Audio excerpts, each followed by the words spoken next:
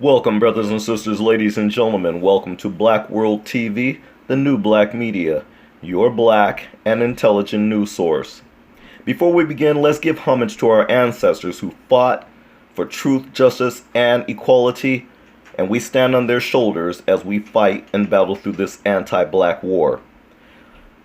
Also, this video is for the purpose of education only under copyright disclaimer in Section 107 of the Copyright Act of 1976, which allows fair use. So, family, this video is about defunding the police. Cities now ask if it's time to defund police and reimagine public safety. Well, I have to agree on that. After more than a week of protests against police brutality and unrest that have left parts of many cities across America burnt down, and looting and destruction, a growing chorus of elected officials, civic leaders, and residents alike all across this nation are urging for cities to break up their police departments and reimagine the way policing works. Quote, "We are going to dismantle the Minneapolis Police Department," Jeremiah Ellison, a city council member, said. "And when we're done, we're not simply going to glue it back together. We're going to dramatically rethink how we approach public safety and emergency response." At least three others, including the city council president, Lisa Bender, have also called for the taking the police departments apart. On Wednesday, Mayor Eric Garcetti of Los Angeles announced that he would cut as much as $150 million from a planned increase in the police department's budget. And in New York, Corey Johnson, the city council speaker, and Daniel Droom, a city council member from Queens, vowed even before the protests to cut the police department's $6 billion budget, which they noted has been left almost untouched even as education and youth programs face steep cuts. Mr. Drum, chair of the city's finance committee, said that in order to restore some funding to youth programs, he was considering a delay in the next class of police cadets and scrutinizing the $700 million in police overtime that has been budgeted for this year. So family, the calls to redirect money away from police come as cities face steep budget shortfalls because of the economic fallout from the coronavirus and as public anger against police brutality has roiled the country. Redirecting funding is one of the few levers that elected officials have over the police, who are frequently shielded by powerful unions and labor arbitrators who reinstate officers fired for misconduct. You heard that right here at Black World TV. What they're saying is that they have powerful unions and labor arbitrators who will take these fired officers and reinstate them somewhere else. And across America, Americans are still wondering, why is this happening? Well, it's because of these powerful unions and labor arbitrators that keep putting these rogue, racist police officers on police forces. That's a major problem. Family, Mr. Drum, chair of the city's finance committee, said that in order to restore some of funding to the youth programs, he was considering a delay in the next class of police cadets and scrutinizing the $700 million in police overtime that has been budgeted for this year. And we wonder why our youth have nothing to do. It's because the monies they're putting into the budgets of these police departments, leaving all of our kids, all of these young adults out here to do nothing but get into mischief. Meanwhile, the money is just sitting on the books for budgets for overtime police departments. That is a major problem. It's time to defund these police departments. The culture in the city of New York Police Department has not changed. The white shirts, the commanding officers, they kind of get it and they talk the talk, but the average beat cop doesn't believe in it, and we've seen this over and over and over again. The New York Police Department in particular has a very foul very foul-odored reputation with abusing black people. That is a fact.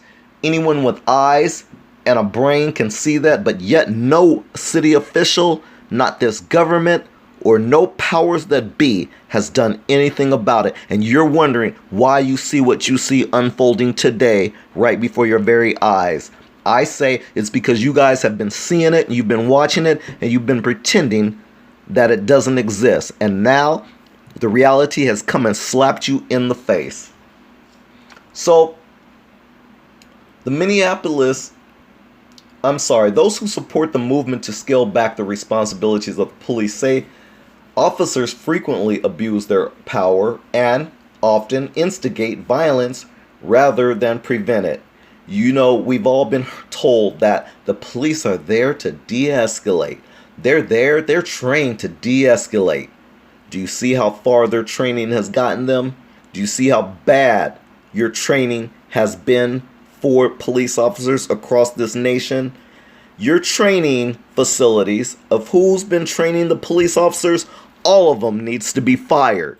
You need to start there first and foremost, because that ultimately is where the problem begets. It's where the problem starts. They say that they need to be retrained. Well, the training you've been giving, fire all of those people and rehire some new trainers. Let's start with that. So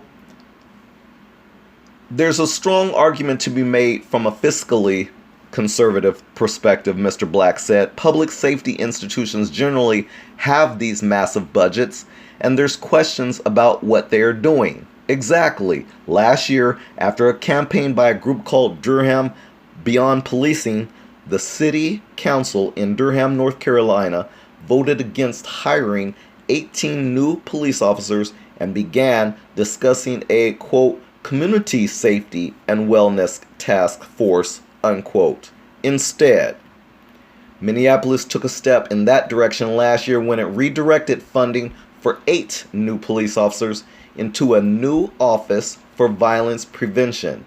Well, let me just state here that if you guys are going to be starting these new task force and these new community safety committees and opening these new violence prevention offices, make sure it has nothing to do with the current policies currently in place. Because if you do, all you're doing is masking this, and you're just putting a different face to your racist institution called policing across America. We know that these police were once called slave patrols. You are not fooling anyone. But I digress. We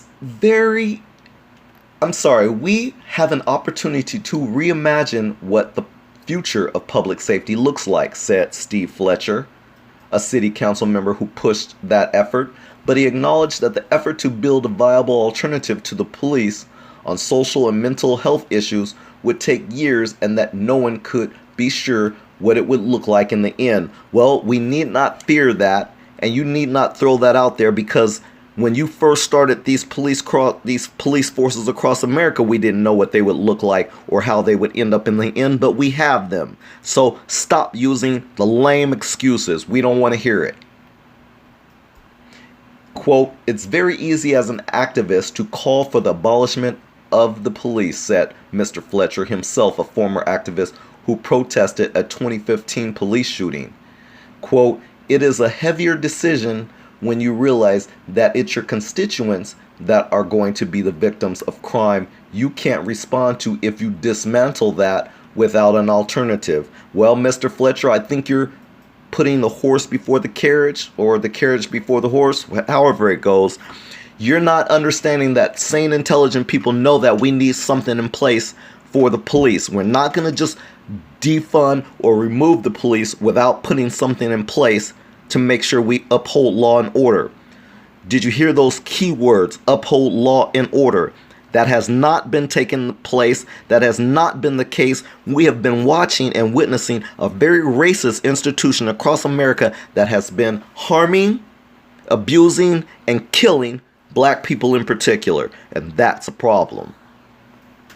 So Black activists in the city have been calling for the police to be dismantled for years, issuing a report in 2018 that argued that the oppression of poor people and black people was baked into the very founding of the police department in 1867.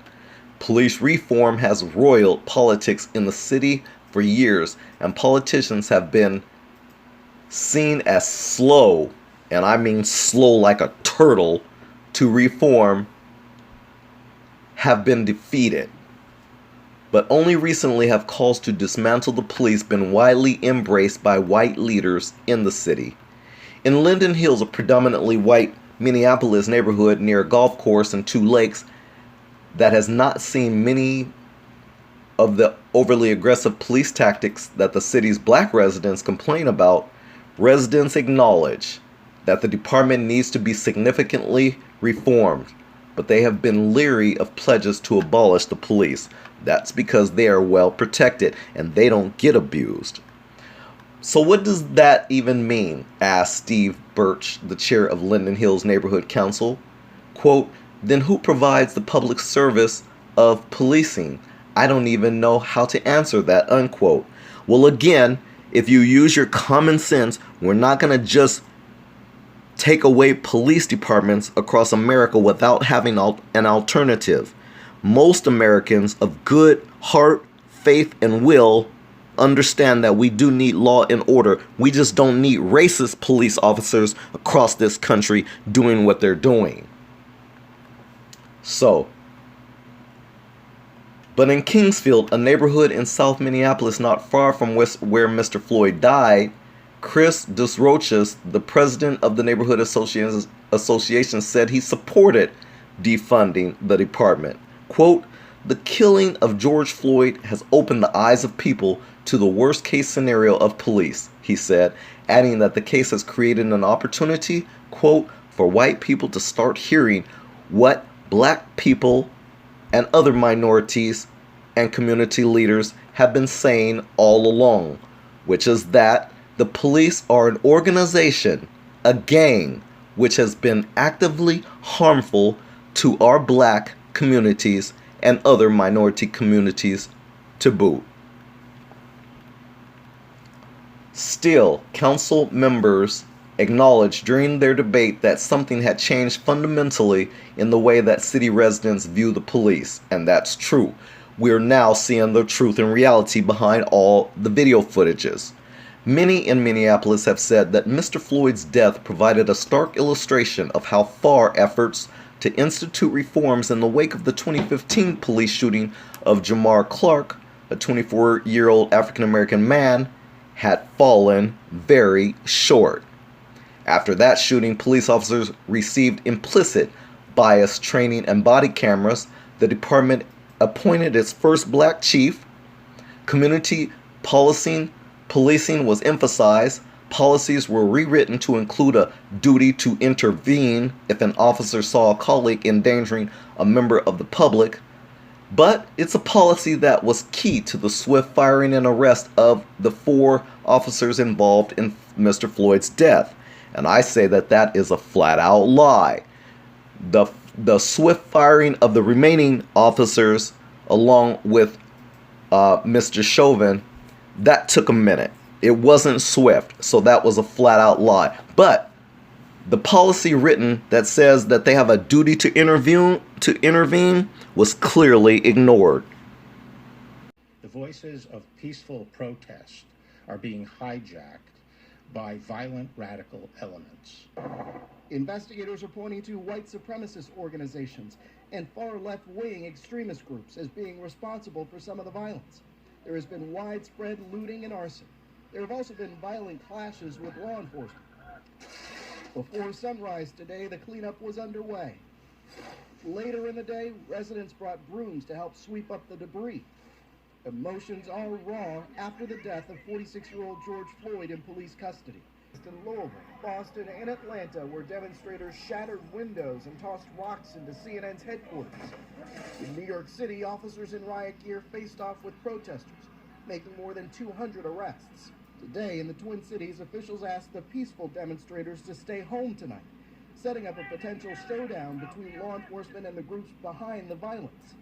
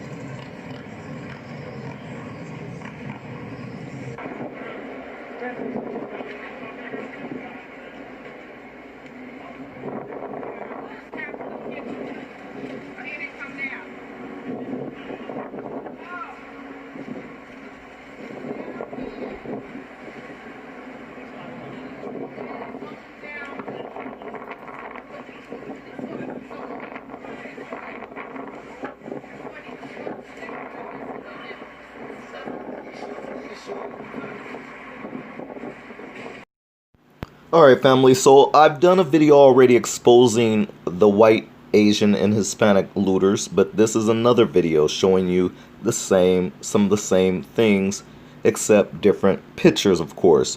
But I wanted to point these things out because as you and I know, white media, what we term as lamestream media, fails to show these visuals of looters who are not black.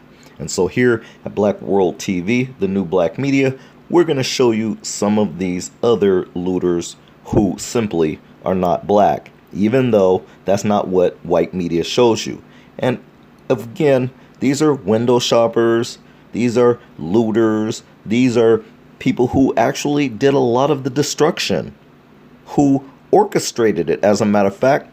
And to make the point clear, my mother, who happened to see a lot of the news footage, simply asked me, why is it that white people are out in the front of most of these protests and stuff? And as I told her, it's to make sure that they go and loot and destroy the places that they so choose, instead of going to some of the more pertinent, influential, important places that they should have gone to, like the courthouses, like the police stations, like the news media outlets, City Hall, and places like that. Instead, they went and looted stores. That's because they were led by whites.